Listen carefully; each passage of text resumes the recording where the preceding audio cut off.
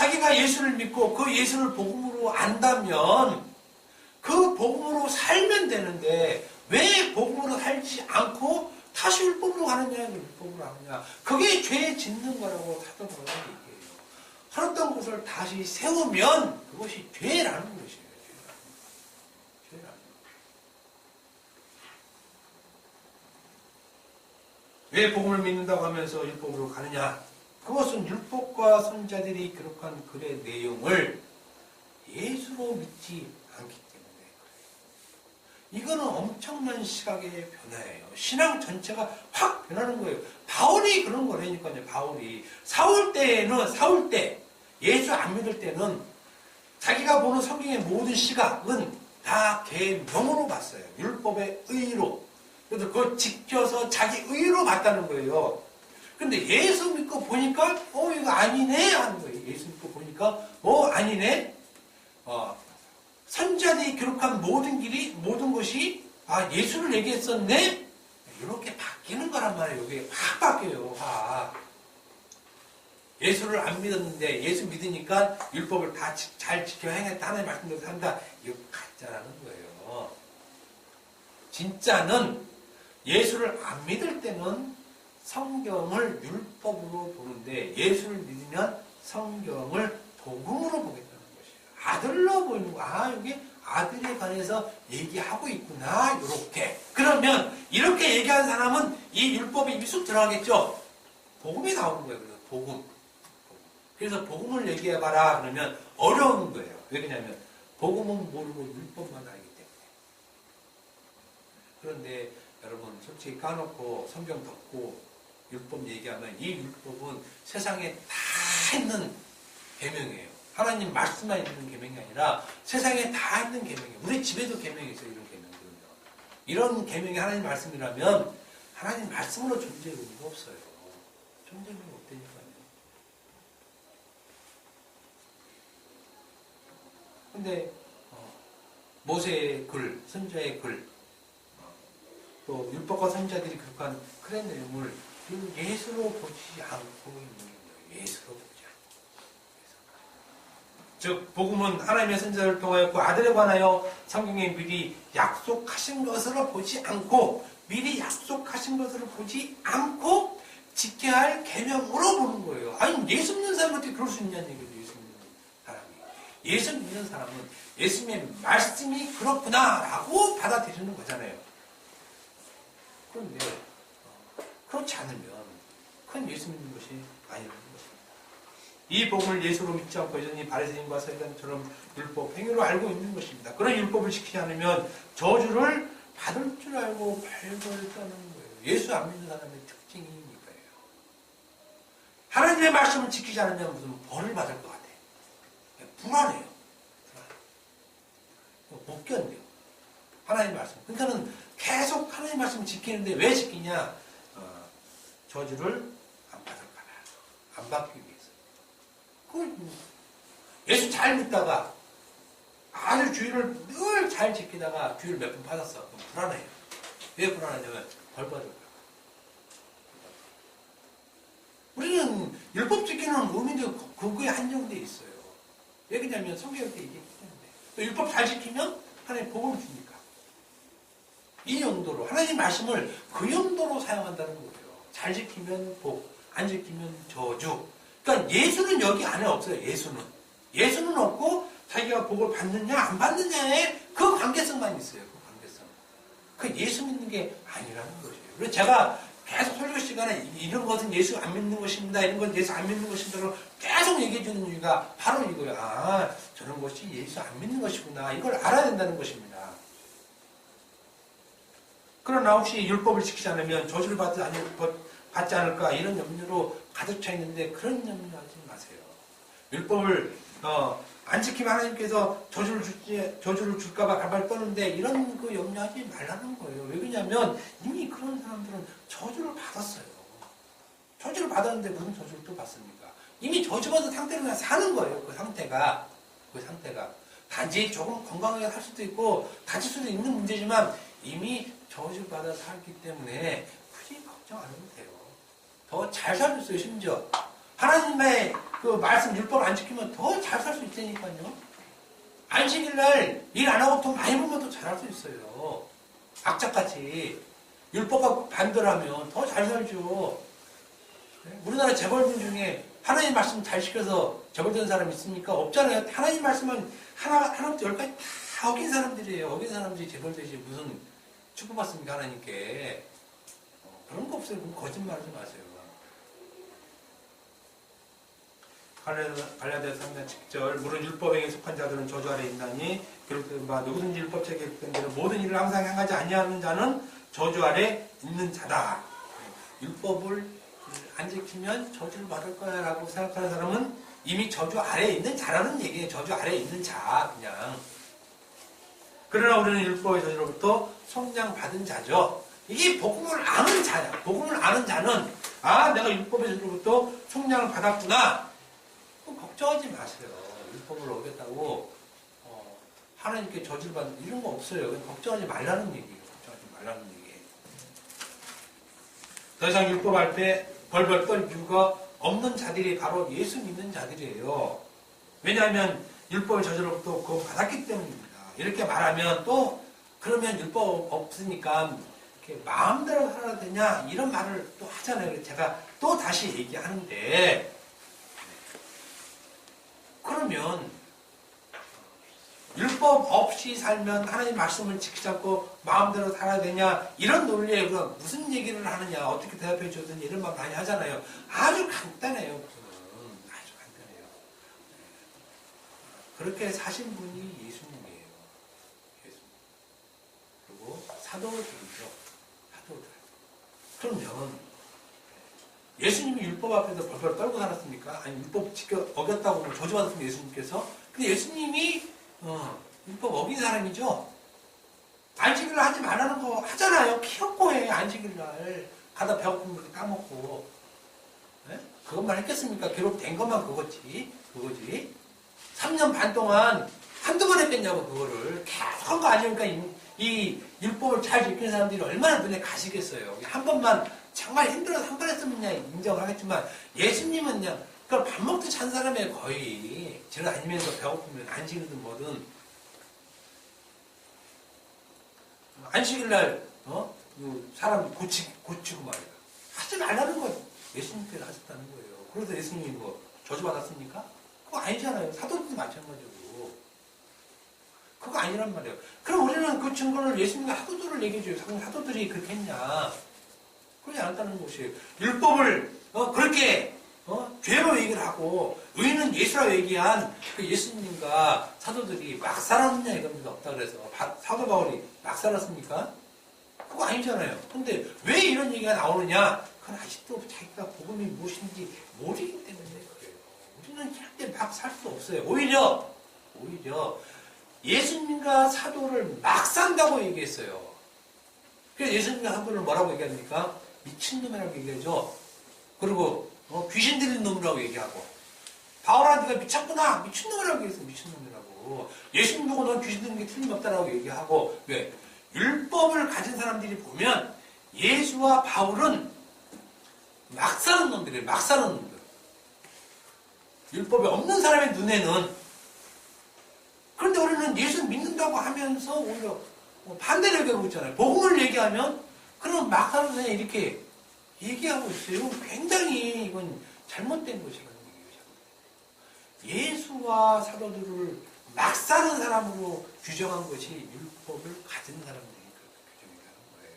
그러면 우리도 똑같은 규정을 받아야 돼요. 율법 있는 자들로 하여금. 우리는 복음을 가졌기 때문에 율법을 가진 사람들이 우리를 이렇게 공격한다는 말이에요. 그러면 율법을 가진 사람이 공격한다는 것은 자기는 예수를 안 믿는다는 얘기예요. 자기는.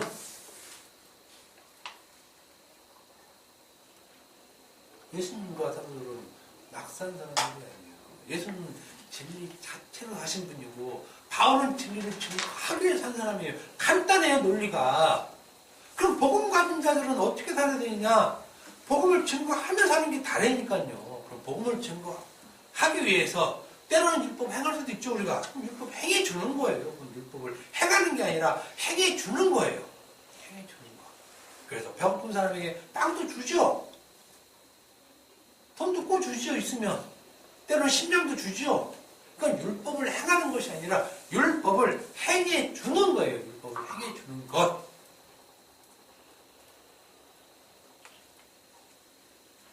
우리는 복음을 믿는 자들입니다. 그러면 마음대로 살아도 됩니까? 이런 말 우리는 할 필요가 없어요. 이런 말 할 필요가 없죠. 왜? 복음을 믿는 자들입니다. 복음. 예수 믿는데 왜 마음대로 살아도 됩니까? 이런 말을 왜 합니까? 그것은 예수 믿는 것이 무엇인지, 복음을 믿는 것이 무엇인지 모르기 때문에 그렇다는 것입니다. 율법은 예수를 말해주고 있는 것입니다. 그러니 그 율법 앞에서 예수를 보면 그것은 은혜고 복이고 복 받은 것입니다. 율법의 말씀, 십계명 말씀을 딱 펴놓고 보니까 계명으로 안 보이고 이게 예수로 보여. 하나님의 말씀이. 그죠? 그러면 이렇게 보이면 그 사람은 은혜 받고 복 받은 것이에요. 그 사람은 은혜 받고 복 받은 것이에요. 이것을 예수로 보지 못하고 율법으로 보고 있는 것은 그 자체가 이미 저주받은 상태라는 것입니다. 율법을 보여요. 살인하지 말라. 그래 나 살인 안 해야지. 이렇게 보면 이미 저주받은 것이라는 거예요. 저주받은 것. 그리고 나 살인 안 했어. 그러면 그래서 나 율법을 지켰어. 그러면 그 사람은 저주받은 것이에요. 이미 저주받은 것. 그것이 그렇기 때문에 그의 선자들을 통해서 이미 약속하신 것과 모세와 선지자의 글을 예수 즉 복음으로 알고 있는 것은 성도들에게 굉장히 중요한 것입니다. 굉장히 중요한 것이에요. 그것은 복과 저주의 갈림길이고 영생과 영벌의 갈림길을 지금 자기가 보고 있는 것이에요. 율법을 예수를 보고 있는 것, 이걸 복음으로 알고 있는 것은 영생. 근데 여전히 율법을 하나님 지켜야 할 계명, 요것을 보고 있으면 영벌. 이게 예수 믿는 거예요. 예수 믿는 거. 내가 입으로 시인하고 마음으로 믿고 입으로 시인하니까 나 예수 믿었어. 예수님께서 내 죄를 위해서 십자가에 죽으셨어. 이거 예수 믿는 거 아니에요, 이거. 이런 게 예수 믿는 게 아니라는 얘기예요. 이런 거는 다 해요, 다 해. 뭐 이거 하는 게 어렵습니까? 해요. 이거 다 해. 그런데 중요한 것은 구약 때부터 기록됐던 모든 말씀이 예수였구나. 이건 고백 못해요, 이건. 왜냐면 이 고백하는 순간 자기 의는 다 빠져야 돼요. 지금까지 지켰던 계명들 다 빠져요. 배설물로 여겨야 돼요. 배설물. 다 똥으로 여겨야 돼요. 평생 동안 죄를 다 지켰어요. 그런데 예수 믿으면 이게 다 무너지는 거예요. 이게 죄를 지킨 게 아니었네? 그냥 못 믿는 거예요. 못 믿는 거. 그걸 부정하려고 합니다. 복음은 그걸 부정시키거든요. 복음은 단지 나의 죄사함을 받는 것을 말하는 것이 아니라 구약 성경의 모든 말씀을 예수로 믿는 것입니다. 이게 복음이에요. 예수로 믿는 것. 그러나 불행하게도 오늘날 교회들은 이것을 철저히 분리시켜 놓았습니다. 복음과 율법을 분리시켜 놨죠. 예수는 내가 믿어서 죄의 사함을 받아 천국 갈 것으로 믿고, 그리고 복음은 이 땅에 지켜서 하나님께 복 받을 걸로 믿고, 이렇게 교묘하게 이런 세상의 잡놈들이에요. 잡놈. 근거가 어디 있는지 모르는 자들. 이걸 두 개를 딱 섞어놓고 최고죠. 우리가 생각할 때. 그러면 절대 하나님은 안 속죠.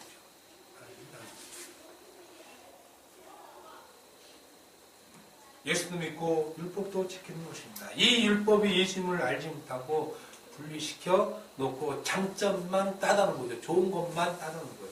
인간이 이렇게 교묘해요. 자기 좋은 것만 뚝 따다놓고 뚝 따다놓고, 더한 거 있으면 더한 것도 따다놓겠죠. 그리고 나 예수 믿어요 이렇게 얘기해서 나 예수 믿어요. 그건 예수 안 믿는 것입니다. 예수 믿는 것이란 구약과 신약 둘 다를 복음으로 복음. 그래서 구약의 선지자들이 얘기한 미리 약속하신 것이라고 얘기했는데, 사실은 이것을 얘기하려면 구약 성경 다 뒤져야 되죠. 그럼 요거 하나 갖고 요 말 하나 그러니까 로마서 1장 2절 이 복음은 하나님이 선지자들 통하여 그의 아들에 관해 성경에 미리 약속하신 것 요거 한 절 가지고 1년 계속 갈 수 있어요. 1년 계속 갈 수 있어요. 그러면 구약의 창세기부터 어떻게 미리 약속했는가 이 아들을 요거를 계속 해봐요. 1년 가겠죠. 1년 좋기. 근데 우리 그렇게 할 수 없잖아요. 또 그렇게 하면 언제 로마서 다 끝내면 우리 이제 한 10년 갈 텐데 그만큼 성경의 내용이 이 한 말에 많이 들어가 있는 거예요. 이 한 말에.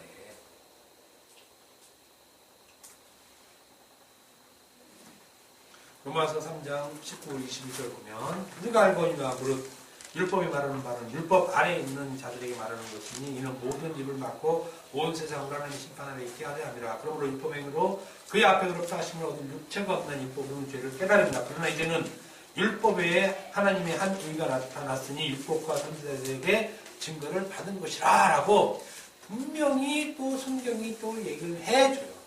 이것도 이제 복음을 얘기하는 것입니다. 율법 외에 하나님의 한 의가 나타났는데 얘기하죠. 율법 외라는 말은 율법 없이에요. 율법 없이. 율법과 무관하게 하나님의 한 의가 나타났대요. 하나님의 한 의가 나타났는데 율법과 선지자들에게 증거를 받았다는 거예요. 이건 무슨 말이냐면 다시 얘기하면 율법과 선지자들이 구약 성경이 하나님의 이분이 하나님의 한 의야라고 증거를 해줬다는 거예요. 구약 성경이 하나님의 한 의, 예수님이 의시다라는 것을 증거해 줬다. 율법과 선지자들에게 증거를 받은 것이 하나님의 한 의, 즉 예수 그리스도라는 것입니다. 예수 그리스도. 율법과 선지자들이 증거한 것이 의이신 예수다. 그래서 이것이 복음이다. 복음. 그러니까 복음은 율법과 선지자들이 증거한 것이란 말이에요. 율법과 선지자들이 증거한 것. 근데 율법과 선지자들이 증거한 것이 예수인데 예수의 분명히 그런데 우리는 예수를 보지 않고 율법과 선지자를 계명으로 알고 지키는 것으로 나가면 예수를 안 믿는 것이 된다는 얘기죠. 예수를 안 믿는 것이. 좀 오밀파가 잘 들으셨죠? 제가 자꾸 율법과 선지자, 모세와 선지자의 글 이런 걸 계속 얘기하는 것은 구약은 초지일관 계속해서 예수를 증거하고 있고 예수가 복음이라는 걸 증거하고 있고 예수 자신이 그 얘기를 하고 있고 사도가 또 그 얘기를 하고 있다는 거예요. 성경 전체가 다 그러면 예수 얘기를 하는 것이에요. 예수. 그래서 이 성경 하나, 여러분 보는 이 성경 하나가 다 예수 얘기구나. 요걸 알면 복음 아는 것이라는 거예요. 복음 아는 것. 근데 이거를 분리해 놓고 구약 성경은 계명, 신약 성경은 복음. 그래서 구약 성경 보면 하나님의 계명을 지켜야 하는 것. 신약 성경은 예수님께서 말씀하신 것. 근데 이것도 지켜야 하는 것. 이렇게 보면 복음이 아니고 성경 전체를 다 율법으로 보는 거예요. 율법으로. 그럼 그 사람 안에는 복음이 없는 것이죠. 복음이 없는가. 그럼 여러분들이 생각해 봐요. 나는 복음이 있는가 없는가. 그럼 예수 믿는지 안 믿는지 안다는 것입니다. 안다는 것이에요.